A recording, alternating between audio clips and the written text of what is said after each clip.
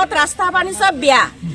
এই দলং এখন বনাই থৈ দিছে, আজি 4-5 বছৰ হৈ গ'ল, সেইটো বনাই নিদিয়ে ভালকে। কেঁচুৱা আমাৰ স্কুল যাব নোৱাৰে, পাৰ হ'ব নোৱাৰে, বুঢ়া মানুহ যাব নোৱাৰে। আমাৰ এইখিনি একেবাৰে ৰাস্তা চাস্তা বহুত বেয়া। আমি কি ভোট নিদিওঁ নেকি? আমিওতো ভোট দিওঁ, আমাৰতো ৰাস্তা ঘাট লাগে। সব ফালে দুসৰা জাতি ফালে ইমান ঘৰে ধৰে পকালি হৈ আছে। আমাৰ ইয়াত পুৰা গাঁত হৈ আছে, এই কিবা একটা গাড়ী যাব নোৱাৰে, একটা স্কুটাৰ যাব নোৱাৰে, এনেকা হৈ আছে আমাৰ ইয়াত। আমাৰ ইয়াতো ৰাস্তা লাগে, আমাৰ এইখিনি জায়গাত আমাৰ এমএলএ লাগে। আমাৰ ৰাস্তা ঘাট ভালকে লাগে, আমাৰ ব্ৰিজটো ভালকে লাগে, সেইটোৱে কথা। আৰু আমাৰ ইয়াৰতো কোনো হেৰিয়ে নাই, আমাৰ তো এমএলএ ইয়াৰ দেখাই নাই চেহেৰা আজিলৈকে। ৰাস্তাটো এতিয়া ৰাস্তাৰ কাৰণে আমাৰ গাড়ী আহিব নোৱাৰে।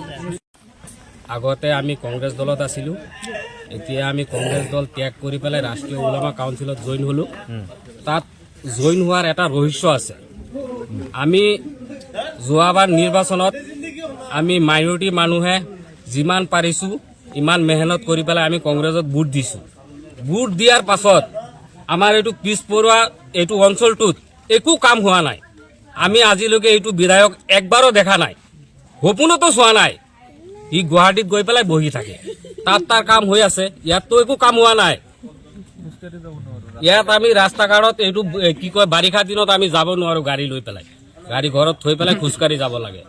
এইটো ৰাস্তা ঘাটটো হ'ব লাগে। কি কয় আগন্তুক দিনত আমি ৰাষ্ট্ৰীয় ওলামা কাউন্সিলক আগুৱাই লৈ যাবলৈ কাৰণে যিমান চেষ্টা কৰি আছোঁ, যাতে সেইটো যাতে আমি কামিয়াব হওঁ। আৰু আমাৰ মাইনৰিটিৰ ভিতৰত ৰাষ্ট্ৰীয় ওলামা কাউন্সিলে টিকেটটো পাব।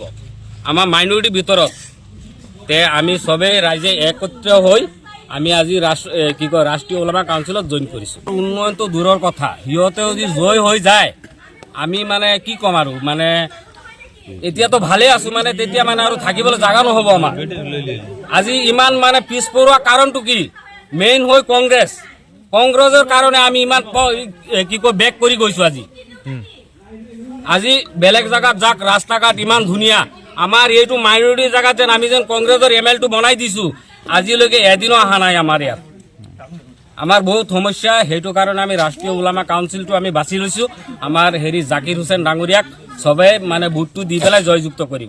এজিবি দল ত্যাগ কৰি ওলামা কাউন্সিলৰ দলত আমি জইন কৰিলোঁ।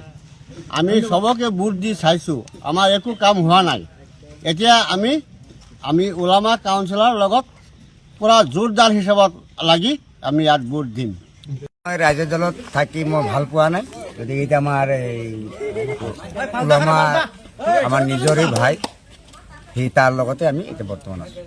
আপুনি ৰাইজৰ দলত কিয় বেয়া পায়? বেয়া পালোঁ, ইহঁতে এনেই কথা বেছিকৈ কয়, তো সেইবিলাক আমাৰ কাম নহয়, কথা বেছি, গতিকে আমি সেইটো দল বাদ দিলোঁ।